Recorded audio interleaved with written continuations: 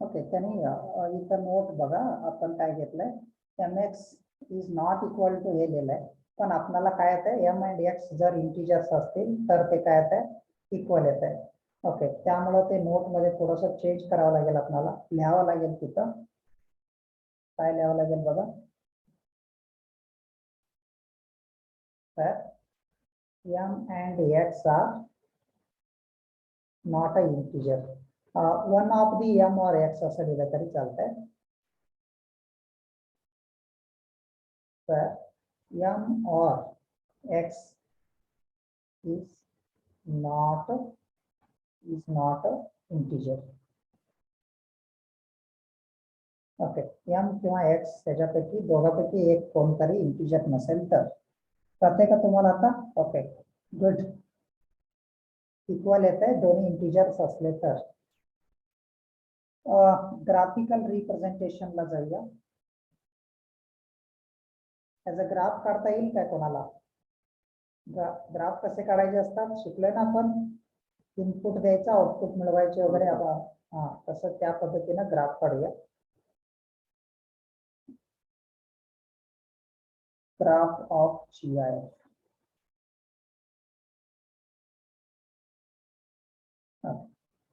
Graph of GIF बघा, graph कसं draw करता येईल आपल्याला. हा, इझी आहे खरं तर, पण थोडं कॉमन सेन्स आहे.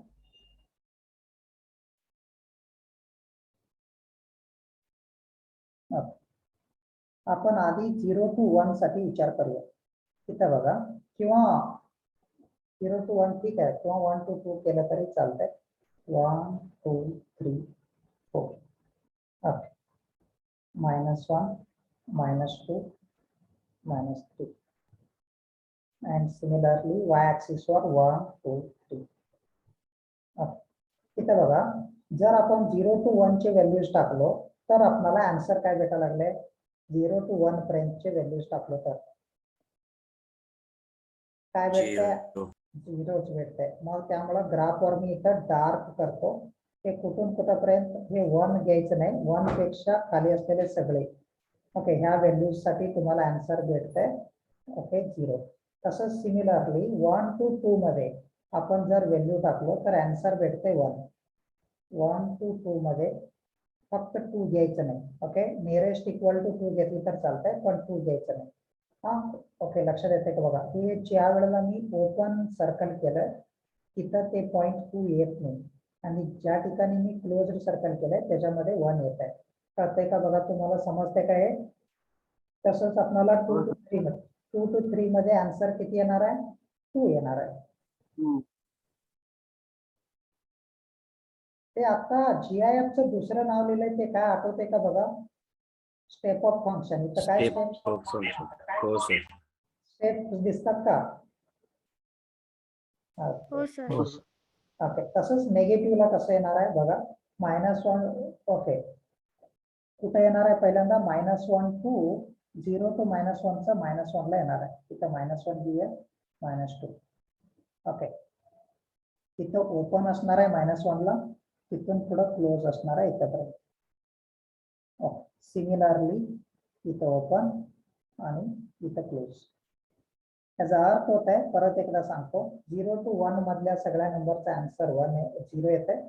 1 to 2 मधल्याचा आन्सर येत आहे 1. 2 to 3 मधल्यांचा आन्सर येत आहे 2. 3 to 4 घेतलं तर 3 येत आहे. सिमिलरली निगेटिव्ह मध्ये 0 to -1 मधल्यांचा आन्सर येत आहे -1, ऍज सो ऑन. ओके, हे कळालं असेल तर ह्या ग्राफवरनं याचं डोमेन आणि रेंज लिहू शकतो आपण. डोमेन आणि रेंज लिहिता येते आपल्याला, एवढं माहित असेल तर, जर ग्राफ माहित असेल तर. डोमेन म्हणजे हे जे फंक्शन आहे कुठून कुठपर्यंतच्या सेटसाठी डिफाईन्ड आहे. डिफाईन्ड असणे कळते का बघा, जर हे फंक्शन कुठं डिफाईन्ड आहे आपल्याला कळते का. हे नॉट डिफाईन्ड यायचा प्रश्नच येत नाही कुठेही, कारण कुठलेही रिअल व्हॅल्यूचा आन्सर काढता येते आपल्याला. ओके, त्यामुळे हे real values, all real values म्हणजे सेट ऑफ रिअल नंबर्स. आणि रेंज काय असणार, रेंज मध्ये हे डिस्क्रीट सेट येत आहे. हा, वाय ऍक्सिस वरचे आन्सर्स, वाय ऍक्सिस वर कोण कोण येतात, 0 1 2 3. सिमिलरली इकडे -1 -2 -3 म्हणजे फक्त इकडे पण डॉट डॉट डॉट घ्यावं लागेल आपल्याला, इकडे पण डॉट डॉट डॉट घ्यावं. ओके, लक्षात येत आहे. तेवढंच इंटिजर्स येतात. ओके, रेंजला मग आपण असं लिहू शकतो सेट ऑफ इंटिजर्स z किंवा i घेतलं तरी चालतं. समजते का? हे ग्राफ समजले का सगळ्यांना? Okay okay good. नेक्स्ट पॉइंटला जाऊया. फ्रॅक्शनल पार्ट फंक्शन हे ग्रेटेस्ट इंटिजर झालंय. आता त्याच्याच रिलेटेडचं फंक्शन आहे second function, fractional part function. काय असू शकतं याच्यामध्ये? तुम्हाला काय वाटतंय नावावरनं?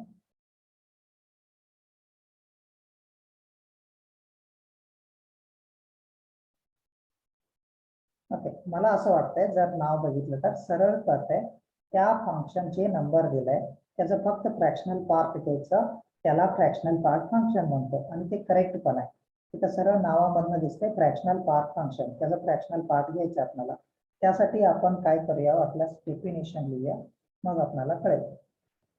इफ ओके, इफ किंवा इफ म्हणण्यापेक्षा it is defined, it is defined as, definition बघा, y is equal to, त्याला रिप्रेझेंटेशन साठी हे सिम्बॉल वापरतात. हे आपण कर्ली ब्रॅकेट म्हणतो, आपण सेट मध्ये वगैरे वापरतो, माहित आहे तुम्हाला. पण इथं फंक्शन मध्ये याला फ्रॅक्शनल पार्ट फंक्शन साठी वापरतात. हे कर्ली ब्रॅकेट जे आहे त्याला, लक्षात येते का बघा. मग फ्रॅक्शनल पार्ट फंक्शनचं डेफिनेशन असं आहे, जे काही नंबर दिलाय x त्याचं फक्त फ्रॅक्शनल पार्ट लिहायचा आहे, म्हणजेच x minus greatest integer function. Okay, x minus greatest integer function. It is always a negative, sorry non negative, it is always non negative. Non negative म्हणजे काय?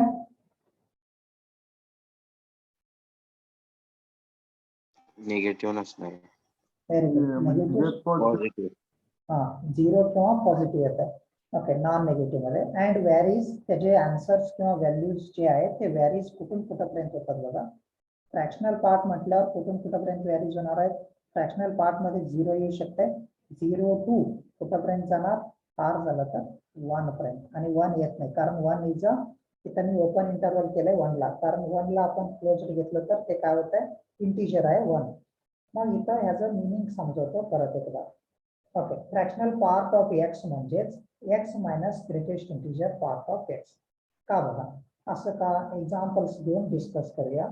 आपण एक नंबर घेऊया, फ्रॅक्शनल पार्ट ऑफ 2.32. त्याचा fractional part direct लिहिता येते आपल्याला. त्याचं फ्रॅक्शनल पार्ट जे दिसतंय ना पॉइंट नंतरचं, ते सगळं फ्रॅक्शनल पार्ट असणार आहे का नाही? 2.32 मायनस आन्सर येत आहे 0.32. करेक्ट आहे का? इझी आहे एकदम इझी. हो सर. ओके, हा पण प्रॉब्लेम आहे ज्या वेळेला निगेटिव्ह नंबर घेतो त्यावेळेला थोडं कॉमन सेन्स आहे.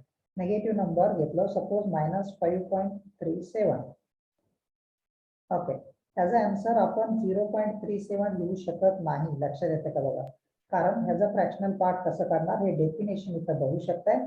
x म्हणजे किती आहे ते लिहायचं आपल्याला.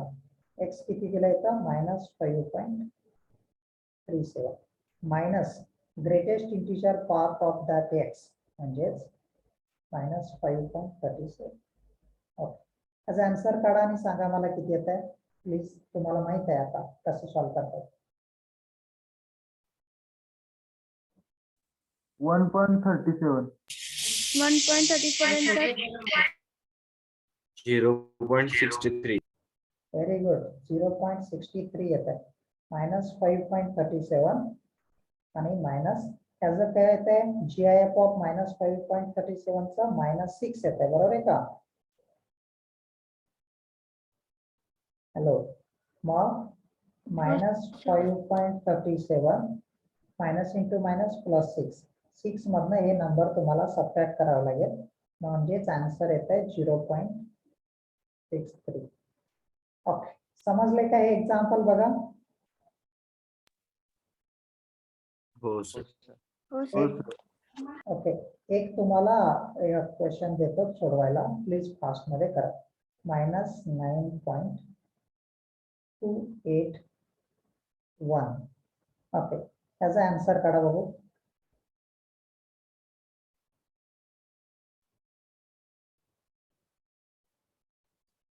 ते 0 to 1 मध्ये आन्सर येणार कंपल्सरी, आणि दुसरी गोष्ट नॉन नेगेटिव्ह असणार. एवढं तर फिक्स आहे त्याचा. आधी डेफिनेशन मध्येच लिहिलंय, always non negative and varies from 0 to 1. Okay, minimum value त्याचा 0 असते, मॅक्झिमम 1च्या जवळपर्यंत असू शकते, 1 असू शकत नाही कधीच. सर सेंड केले. Okay, good.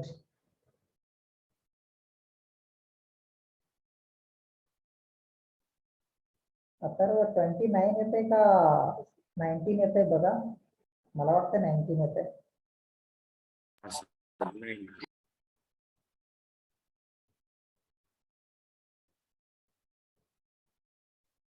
करेक्ट आहे ना?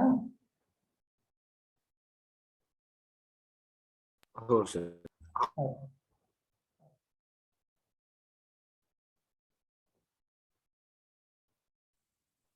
हॅलो सर, हा बोला. आन्सर किती येते? 0.719. मी अजून एक हा, शॉर्टकट सांगू का? अजून एक तुम्हाला त्याचं व्हॅल्यू कसं काढतात हे बघा. हे इथलं जे फ्रॅक्शनल पार्ट असते ना, निगेटिव्ह नंबर असेल तर, जर निगेटिव्ह असेल तर पॉझिटिव्हला तर हे जे आहे ऍज इट इज देतो, इथं जसं असते तसंच फ्रॅक्शनल पार्ट. निगेटिव्हला फक्त काय करायचं, 1 minus fractional part. Okay, 1 minus fractional part केलं की तुम्हाला आन्सर भेटतंय 0.790. समजतंय? जर निगेटिव्ह असेल तर 1 मायनस ते करायचं. ओके, का असं का करतो मी? इथं बघा, नंबर लाईनवर त्याचा आन्सर आहे. नंबर लाईनवर आन्सर देऊ शकतो. इथं सपोज 1 आहे, आपण एक नंबर घेतला, इथला नंबर -0.3. ओके, मग ह्याचं फ्रॅक्शनल पार्ट म्हणजे कुठलं येत आहे नंबर लाईनवर? तर तुम्ही बघा, नेगेटिव्ह साठी हे येत आहे. हा जो मी इथं ड्रॉ केलाय ना, हा. मग हे किती असणार आहे? हे 1 आहे. ओके, 1 मायनस ते 0.3 केलं की आन्सर येत आहे. प्रत्येक बघा.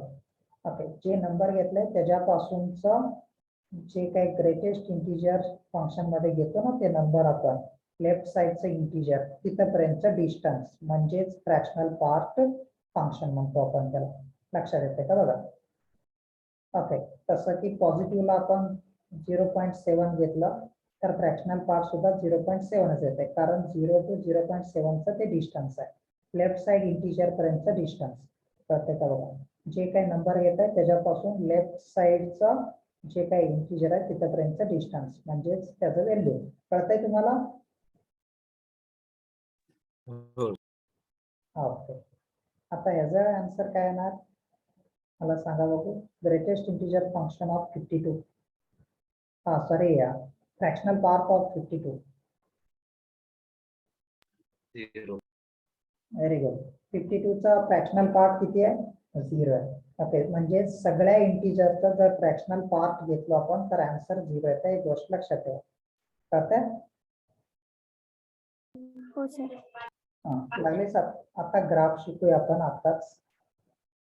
त्याचा ग्राफ काढून दाखवतो तुम्हाला. ते ग्राफ थोडं मजेशीर आहे. पण कोणाला लक्षात येते का कसं ग्राफ वगैरे येईल वगैरे, अंदाज काय आहे का? हे बघा, एक गोष्ट क्लिअर आहे. काय गोष्ट क्लिअर आहे बघा, इथं काय दिलंय आपल्याला? एक क्लिअर आहे की त्याचा रेंज कुठून कुठपर्यंत असतंय त्यांनी सांगितलंय. रेंज कुठून कुठपर्यंत दिलंय ते तुम्ही बघू शकताय. रेंज 0 to 1 पर्यंत दिलंय. ओके, हे गोष्ट लक्षात ठेवा. रेंज महत्वाची गोष्ट असते. रेंज म्हणजे मी क्वाड्रॅटिक इक्वेशन मध्ये सांगितलंय y ऍक्सिस वरचे व्हॅल्यूज आहेत आणि डोमेन म्हणजे x ऍक्सिस वरचे व्हॅल्यूज आहेत. ठीक आहे, नंतर आपण डोमेन आणि रेंज शिकणार पण आहे. इथं बघा, आता या फंक्शन साठी ग्राफ कसं काढू शकतो. हे इथं ओरिजिन आहे 0 दिले, इथं 1 घेतो, 1 2 3, सिमिलरली -1 -2. ओके, इथं बघा ग्राफ कसं येतंय, इथं जे 1 1चं पॉइंट असेल तिथून. ओके, खरं तर मला ते डार्क करायचं नाही, ओपन करायचं आहे. ओके, इथं जे आहे ना ते, ओके, इथून इथंपर्यंतचं जे आन्सर आहे ना, ओके असं येतंय ग्राफ याचा. इथं मी डार्क करतो, त्याचा अर्थ समजवतो आता.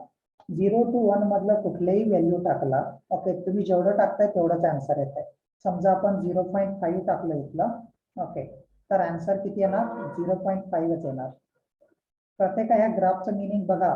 ओके, 0.5 टाकलं तर 0.5 येणार, 0.9 टाकलं तर 0.9च येणार. लक्षात येत आहे? हो सर. ओके, हो, sir. हे कळालं. ठीक आहे, आता आपण सिमिलरली कसं 1 to 2 मध्ये जाऊया. 1 to 2 मध्ये थोडं कॉमन सेन्स आपल्याला वापरायला पाहिजे. 1 to 2 मध्ये सुद्धा सेम पॅटर्नचा ग्राफ येत आहे. ओके, हे सेम काय येत आहे हे बघा. जर आपण 1.3 टाकलो, सपोज मी एक एक्झाम्पल घेऊन 1.3 टाकलं, तर त्याचा आन्सर किती येणार आहे? इकडं 0.3 येणार. कळते का? 0.3, 1.3चं 0.3. त्यामुळं प्रत्येक ह्याच्यामध्ये 2 कॉन्झिक्युटिव्ह इंटिजर मध्ये ग्राफ सेमच येणार आहे. ओके, प्रिव्हियस इंटिजर वर डार्क होतो आणि प्रत्येक बघा सिमिलरली इकडे सुद्धा. ओके, आणि हे जे आहे ते इथं 1 आहे, इथनं वाटल्यास मी एक डॉटेड इमेजनरी लाईन काढतो. हे कुठं 1 पर्यंतच आहे, इकडे सुद्धा काढू. मग ह्याचा ग्राफ येत आहे ओपन, ह्याचा ग्राफ येतं येतं ओपन. सगळ्यांना हे ग्राफ समजले का बघा? हॅलो, दिसायला थोडस वेगळं आहे त्यामुळं. हे एक्स ऍक्सिस आहे आणि हे y इक्वल टू 1 चा लाईन आहे.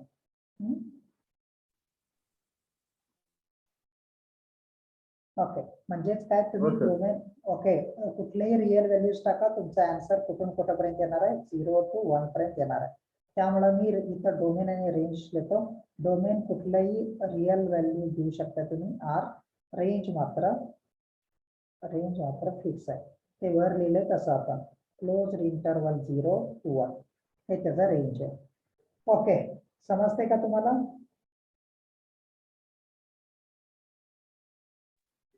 हो सर. ओके, फार फास्ट बोलायला लागले आहे.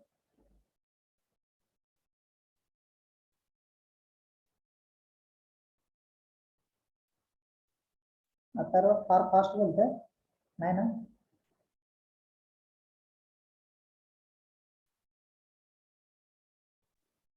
नाही सर. ओके, ठीक आहे ना?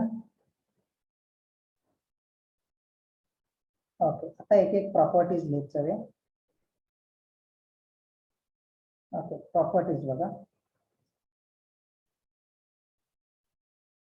खरं तर डेफिनेशन कळाल तर प्रॉपर्टीज आपल्याला इझिली कळतात. Okay, properties of fractional part function.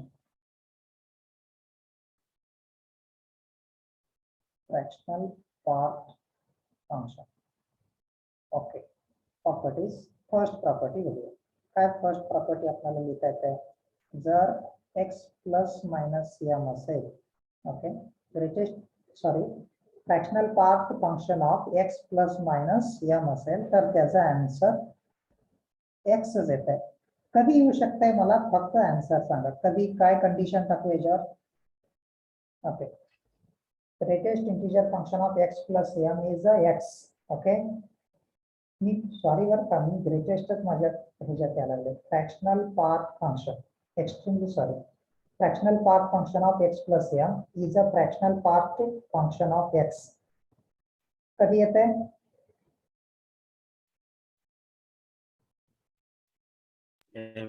Integer. Very good. Integer असलं तर फार सोपं आहे. ओके, कारण इंटिजर चेंज झालं तर फ्रॅक्शनल पार्ट मध्ये काहीच फरक पडत नाही. फॉर एक्झाम्पल 2.3 असेल आणि त्याच्यामध्ये आपण एक ऍड केलो 2.3 प्लस 9 केलो, तर या दोघांचं पण आन्सर सेमच येत आहे. किती येत आहे? 0.3. करेक्ट आहे का बघा? हो सर. ओके, आणि जर आपण सबट्रॅक्शन केलं तरी सुद्धा सेम येत आहे. ते चेक करूया थोडंसं. 2.3 minus 9 करूया. ओके 2.3 minus 9 केलं तर आन्सर किती येते यात बोला.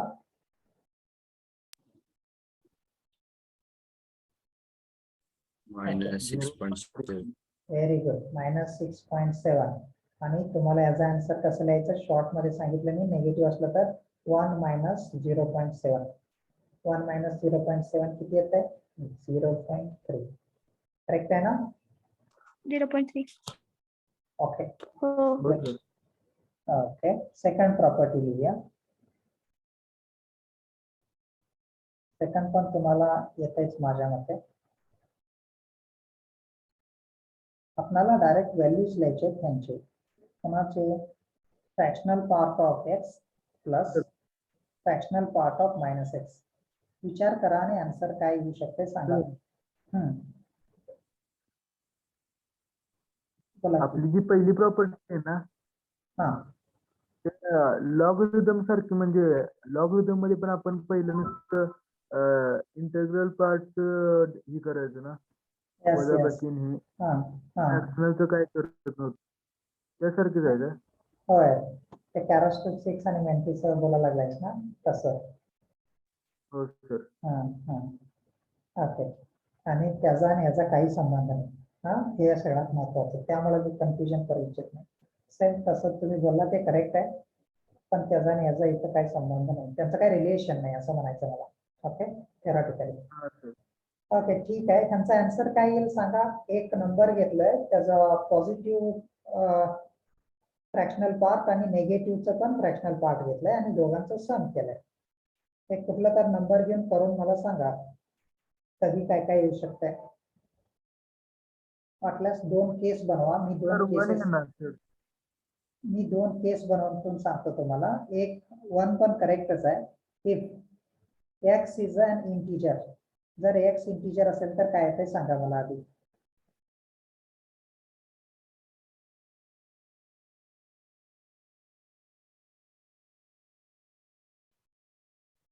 Zero.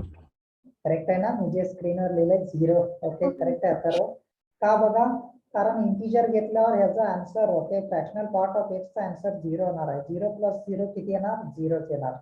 ओके आणि जर अदरवाईज म्हणजे इंटिजर नसेल तर मग त्या केसमध्ये आन्सर काय येत आहे तुम्ही सांगितल्यासारखं 1 येत आहे. ओके इफ त्याला काय लिहूया अदरवाईज लिहिलं तरी चालतंय किंवा x does not belongs to Z ना. ह्याच्यासाठी पण एखादं एक्झाम्पल कुठलं तर इंटिजर घेऊन करू शकताय. सपोज आपण काय घेतलं 2.92 घेतलं प्लस -2.92. ओके यांचा आन्सर काय येत आहे पॉझिटिव्हचं आहे तसंच लिहितो आपण 0.92 येणार आणि निगेटिव्हचं काय येत आहे तुम्हाला माहिती आहे 1 - 0.92 करावं लागेल तुम्हाला. आय थिंक 0.08 येत आहे आणि यांचं दोघांचं ऍडिशन केल्यावर आन्सर येणार 1. करेक्ट आहे. हो सर. हो सर. Okay good. नेक्स्ट पुढे जाऊया आपण. एकच मिनिट. ओके त्याचा ग्राफ पण बघितलंय आपण. ठीक आहे आपण अजून एक फंक्शन आहे ते एक शिकूया आज आणि उद्या काय करूया तिन्ही फंक्शनचं कॉम्बिनेशन करून काही एक्झाम्पल्स बघूया आपण. ओके आज तिन्ही सेपरेटली शिकूया. लास्ट फंक्शन आहे ते सगळ्यात इझी फंक्शन आहे हे घेऊन काम करूया. Third one साइनम function. त्याच्या नावावरनं तुम्हाला काय वाटतंय मला सांगा ते. साइनम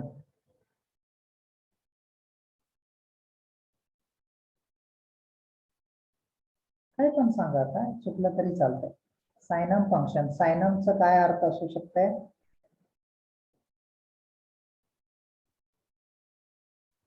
ओके साइन म्हणजे काय माहित आहे ना आपल्याला पॉझिटिव्ह नेगेटिव्ह ह्या फक्त नेगेटिव्ह पॉझिटिव्ह जे काही साइन आहे ना साइनच्या रिलेटेडचं फंक्शन आहे. बाकी काय नाही नंबर आन्सर काय येते त्याच्याशी काय घेणं नाही. फक्त साइनम फंक्शन मध्ये साइनला महत्व आहे. ओके कळते का बघा. मग ह्याचं कसं स्टडी करायचं किंवा फंक्शन कसं डिफाईन करायचं बघा. फंक्शन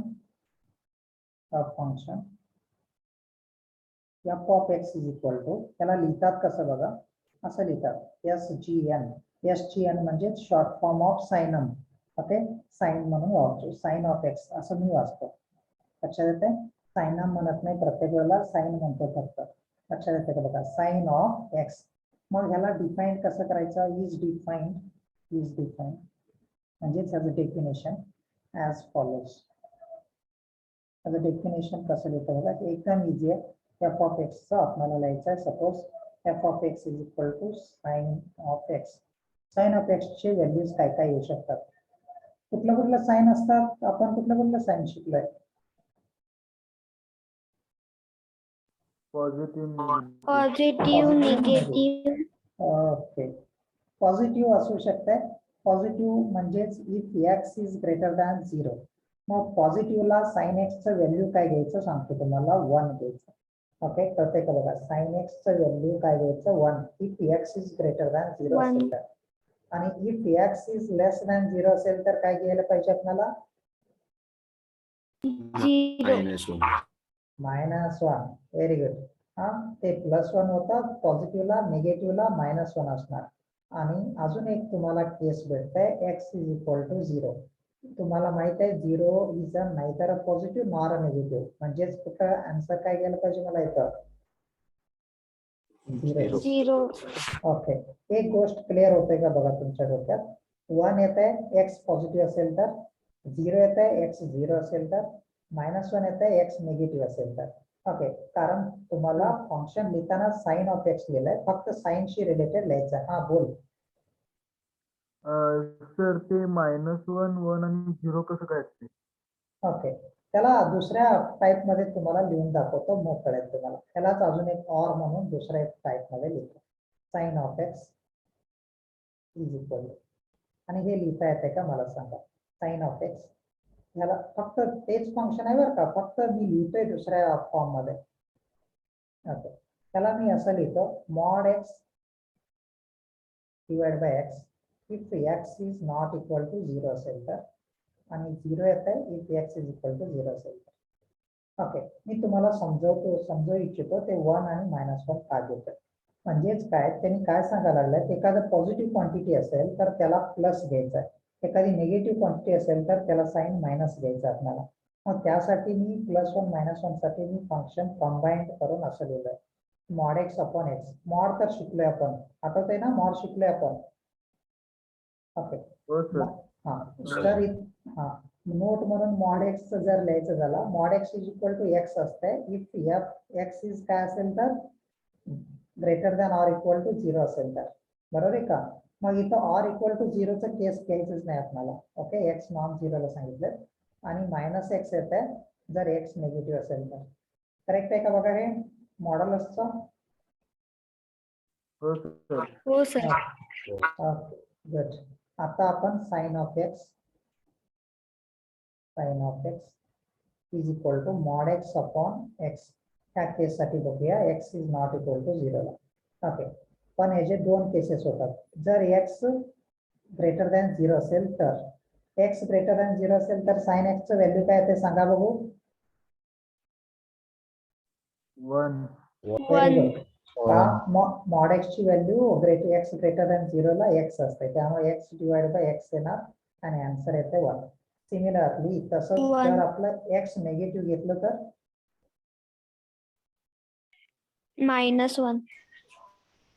ओके, त्या मग आन्सर येते -x अपॉन एक्स म्हणजेच -1. प्रत्येका 1 आणि -1 ला कंबाईन करून फंक्शन असं लिहिलंय, फक्त ते साइनला रिप्रेझेंट करतात, +1 किंवा -1. ओके, त्याचं मिनिंग समजलं असेल तर मी पुढे जातो. कळालंय का हे मिनिंग? हो सर. कोणाला डाऊट आहे का? डाऊट असेल तर विचारा.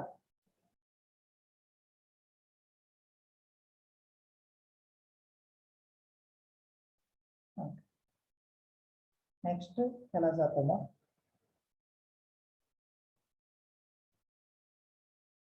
आपल्याला त्याचा ग्राफ काढायचा आहे. कोणाला ग्राफ काढता येईल का त्याचा? Hello, graph of the function. Easy आहे त्याचा ग्राफ, थोडस बघा, आणि पहिल्यांदाच तुम्ही शिकायला लागलाय त्यामुळं ठीक आहे. Graph of the function.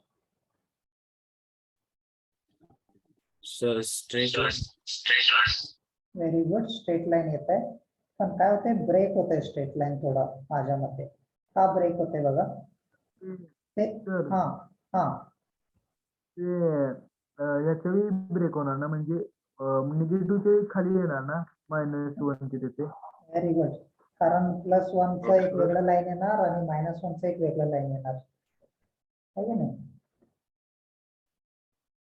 इथं 1 घेतो, -1, तुमचं लॉजिक चांगलं आहे तसं.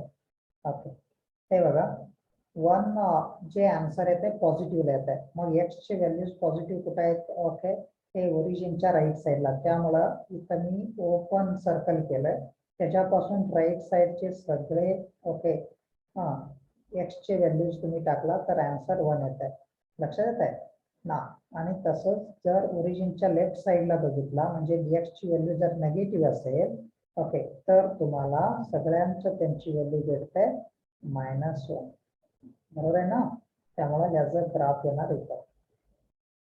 ओके, हे झालं, दोन गोष्टी क्लिअर झाल्या. जर 0 असेल तर काय येते, मग x 0 असेल तर आन्सर 0च येते, त्यामुळं 0ला ते पण येणार. म्हणजे इथं फंक्शन 3 इंटरवल मध्ये स्प्लिट झालंय, स्प्लिट म्हणतो आपण, स्प्लिटिंग ऑफ फंक्शन, एक पॉझिटिव्ह साठी, एक निगेटिव्ह साठी आणि एक 0 साठी. त्यामुळं ह्याचा रेंज सुद्धा 3 वेगवेगळे डिस्जॉइंट सेट मध्ये येणार आहेत, ओके, इंटरवल मध्ये येणार आहेत.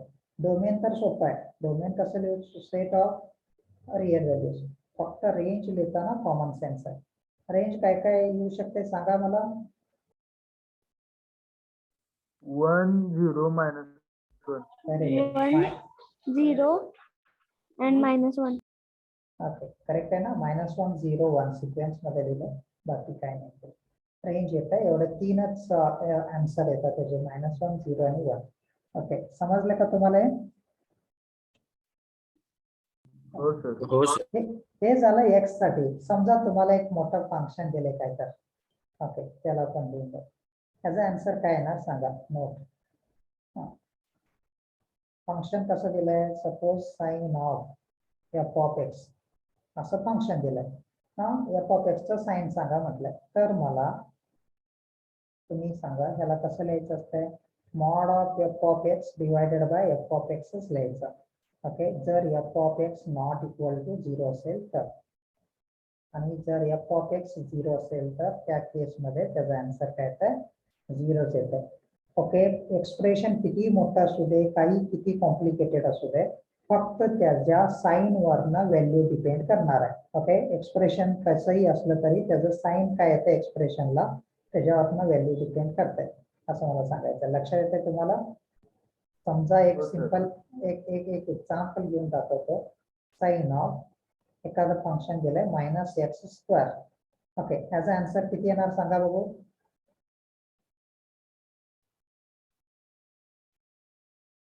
-x² पॉझिटिव्ह आहे का निगेटिव्ह आहे?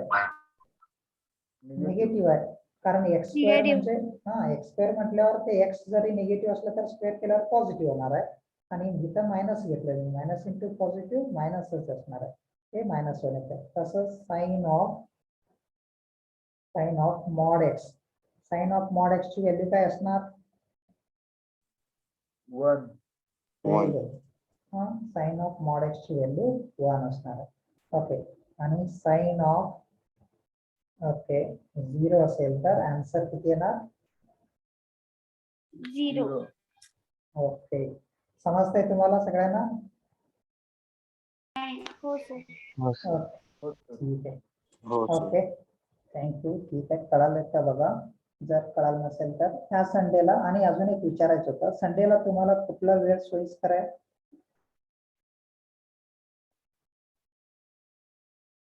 4 वाजता चालेल का सगळ्यांना, 4 वाजता? काय नको सर, सकाळ- 4 वाजता. 4 वाजता आमचे क्लास असते. हा, मग कधी सकाळी घेऊया. काय संध्याकाळी सर घ्यायचं आहे हेच टायमिंग रविवारी नाही का सर मग हा मला जमतंय तुम्हाला विचारतो मी. हा. ठीक आहे मग सर चालतंय चालेल. सात सर. चालेल 7 ओके. चालेल. रविवारी मग 7ला चालेल का सगळ्यांना? 7 थोडं लवकर ठीक आहे. हा सर. ओके. चालते सर, संध्याकाळी ह्याच वेळेस घेऊया. हा रविवारी संध्याकाळी 7ला घेऊया आपण. आणि काय काय डाऊट्स आहेत टाका. आणि अजून एक महत्वाचं सांगतो, तुम्हाला काही सजेशन असेल ना मला मेसेज केलं तरी चालतंय. तुम्हाला सरळ सांगायचं नसलं सांगितलं तरी मला काय नाही विषय, मी ती चेंज करतो. ओके. आणि ठीक आहे, तुम्ही मेसेज करा मला. आणि काय असेल तर तुमचे डाऊट सुद्धा असले तर मला मेसेज करा.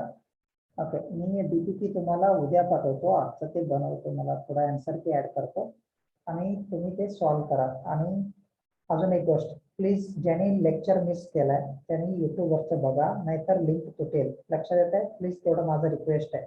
ओके. आणि कुठले पॉईंट्स त्यातले समजत नाहीत ते तुम्ही मला मेसेज करा. ते डाऊट सेशनला घ्यायचे आहेत आपल्याला. जे लेक्चर मिस केलेत त्यांच्यासाठी नोट लक्षात ठेवा. Okay. Thank you all of you. Bye sir. नाही सर. बाय.